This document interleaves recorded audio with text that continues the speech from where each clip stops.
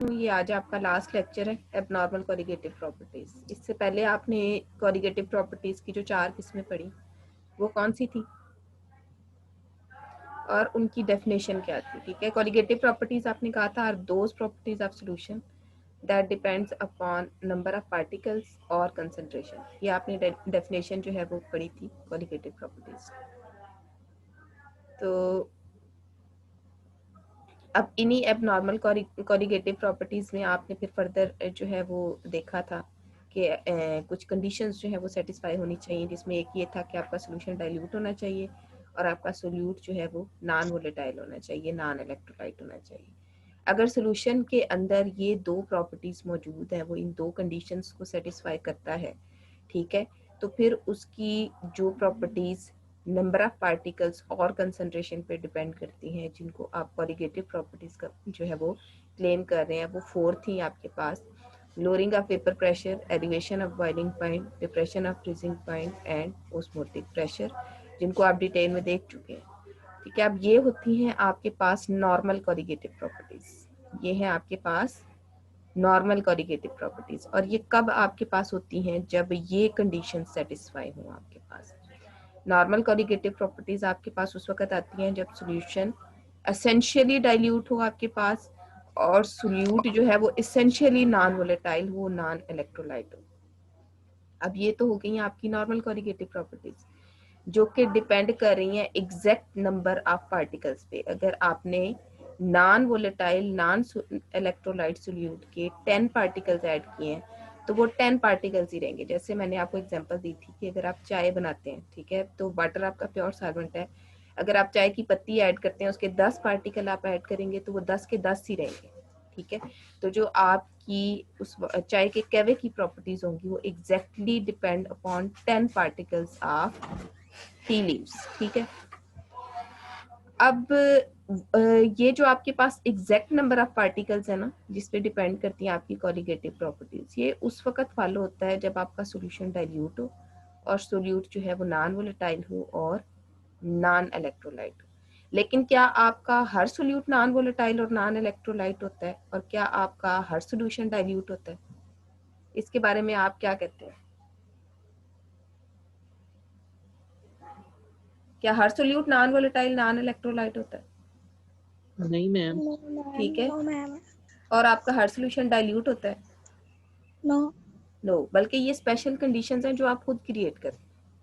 अब सपोज आपका जो सोल्यूट है वो नॉन वोलेटाइल और नॉन इलेक्ट्रोलाइट होने के बजाय वोलेटाइल हो जाता है, ठीक है, और इलेक्ट्रोलाइट हो जाता है। तो वोलेटाइल होता है और इलेक्ट्रोलाइट हो जाता है, फिर क्या करेंगे? क्या फिर भी आपके पास कोलिगेटिव प्रॉपर्टीज वैसी रहेंगी जैसी आपके पास नॉन वोलेटाइल नॉन इलेक्ट्रोलाइट के केस में थी? नहीं मैम, अब तो चेंज हो जाएंगे ना। अब चेंज होगा आपके पास। अब जो चेंज आपके पास होगा वो क्या होगा कि अगर आपके सोल्यूट की नेचर चेंज हो जाती है, वोलेटाइल हो जाता है, इलेक्ट्रोलाइट हो जाता है, तो आपकी जो नॉर्मल कोलिगेटिव प्रॉपर्टीज हैं वो एबनॉर्मल कोलिगेटिव प्रॉपर्टीज हो जाती है, नॉर्मल के ट्रेंड से फार अवे मूव कर जाती है। अब आपके पास एक फैक्टर होता है, इसको हम कहते हैं वैन टू फैक्टर, आई। ठीक है, वैन टू फैक्टर जो है वो आई है, जिसमें हम कहते हैं कि अगर तो आपके पास जो है वो आइडियल सोल्यूशन है कि non volatile non electrolyte solute है, डाइल्यूट सोल्यूशन है, वो राड्स लॉ को बेकर कर रहा है, वो आइडियल सोल्यूशन है। इसका मतलब है कि जो चारों कोलिगेटिव प्रॉपर्टीज आपने पहले पढ़ी हैं वो आइडियल सॉल्यूशंस के लिए पढ़ी। तो आइडियल सॉल्यूशंस में आपके पास जो वैन फैक्टर होता है वो रेशो होती है observe colligative properties by normal colligative properties, और ये एग्जैक्टली सेम होती हैं दोनों नॉर्मल कोलिगेटिव प्रॉपर्टीज के लिए। जितने नंबर ऑफ पार्टिकल्स आप ऐड करते हैं उतने number of particles he add रहते हैं। अब क्या होता है कि अगर आपकी अब नॉर्मल कोलिगेटिव प्रॉपर्टीज हैं, तो आपकी observe colligative properties normal colligative properties से ग्रेटर भी हो सकती हैं और स्मॉलर भी हो सकती हैं। इसमें क्या है कि अगर आपने 10 पार्टिकल्स ऐड किए हैं, ठीक है, ऑब्जर्व का मतलब है कि जो आपने प्रैक्टिकल के अंदर ऑब्जर्व किया, जो 10 पार्टिकल्स आपने ऐड किए हैं वो थ्रू आउट 10 ही रहे हैं, ठीक है, तो आपकी जो टोटल कोलिगेटिव प्रॉपर्टीज थी वो 10 पार्टिकल्स पे डिपेंड करती है। यहाँ पे आपके पास क्या होता है कि आपकी जो ऑब्जर्व कोलिगेटिव प्रॉपर्टीज हैं वो आपकी एडिड कोलिगेटिव प्रॉपर्टीज से ज्यादा थी या आपकी एडिड कोलिगेटिव प्रॉपर्टीज से कम थी, यानी एडिड नंबर ऑफ पार्टिकल से ज्यादा कोलिगेटिव प्रॉपर्टीज आ रही थी, यानी 10 पार्टिकल्स के केस में जितना एलिवेशन ऑफ बॉइलिंग पॉइंट आ रहा था उससे ज्यादा है, ठीक है, और यहाँ पे 10 पार्टिकल्स ऐड करने के बाद जितना आपके पास एलिवेशन ऑफ बॉइलिंग पॉइंट आना चाहिए था उससे कम है।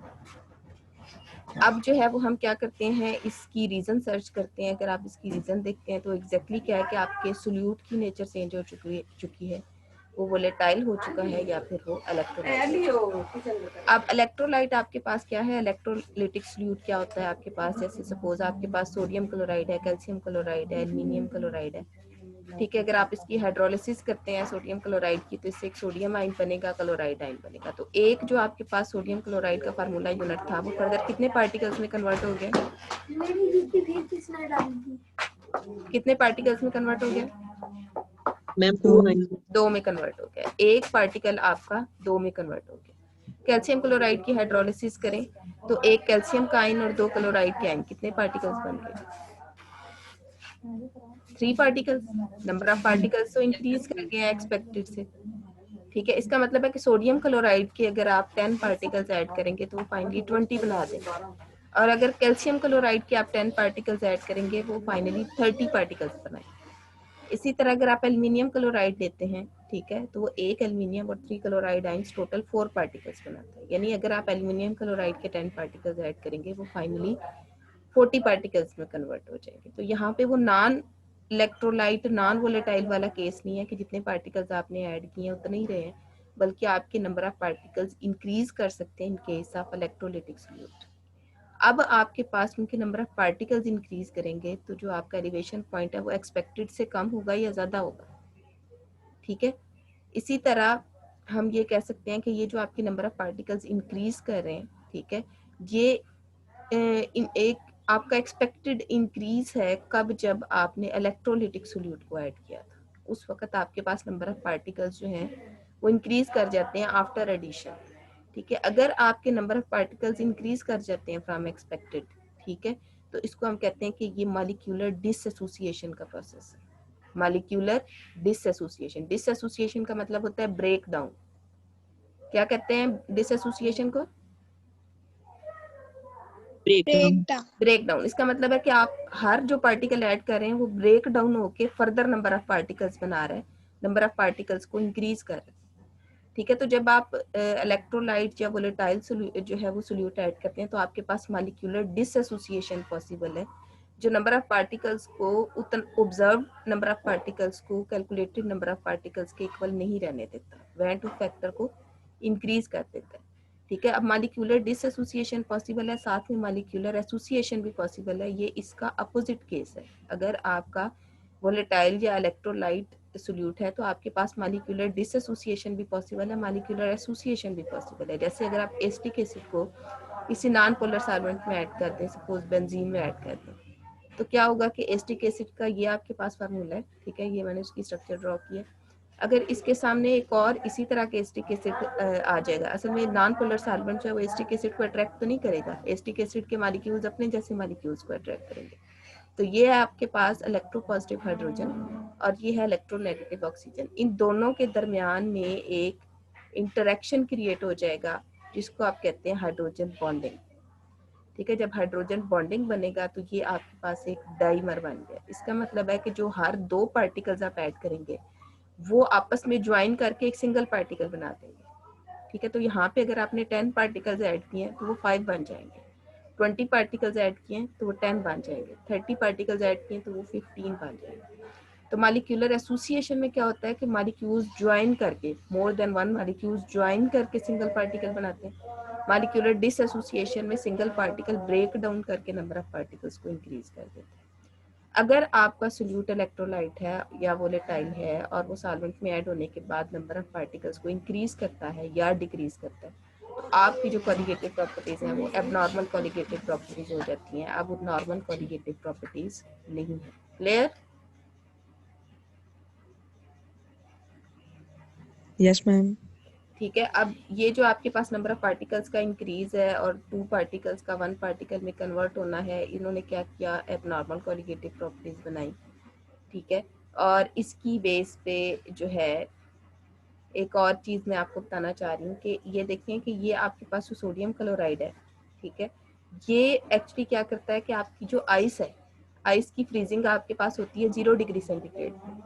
ठीक है, जितनी भी फॉरेन कंट्रीज हैं उनमें जब सर्दियों में जो है वो स्नोफॉल होती है और हर तरफ बर्फ जो है वो जम जाती है, तो वहाँ पे बर्फ को पिघलाने के लिए क्या करते हैं कि ये जो आपके पास साल्ट होता है ना, ये बर्फ के ऊपर छिड़कते हैं, सोडियम क्लोराइड को छिड़कते हैं आइस के ऊपर, जो घरों के ऊपर जम जाती है, घरों के बाहर जम जाती है।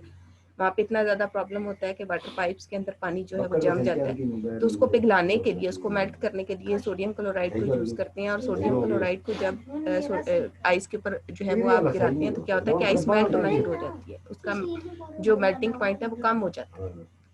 ठीक है, तो सोडियम क्लोराइड में अगर आप देखें तो एबनॉर्मल कोरिगेटिव प्रॉपर्टीज हैं, इसको क्या करना है, ये क्या करती है, ये मेल्टिंग पॉइंट को कम करती है। तो ये जो आपकी एबनॉर्मल कोरिगेटिव प्रॉपर्टीज हैं ये रियल सॉल्यूशंस की हैं, और जो आपकी नॉर्मल कोरिगेटिव प्रॉपर्टीज हैं वो आइडियल सॉल्यूशंस हैं। क्लियर?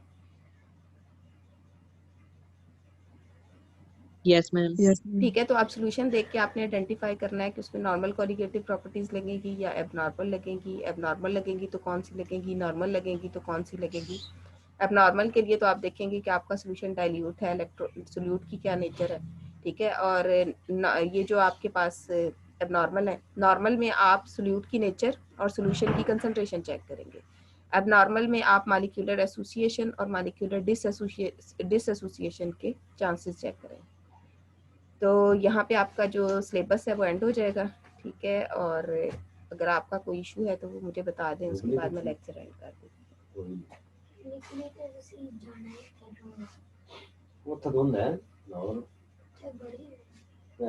क्लियर है? जी मैम। ठीक है क्लास, आप ये जो बच्ची अभी बोल रही थी, वीडियो मैं सेंड कर देती हूँ, आपने ऐसे करना है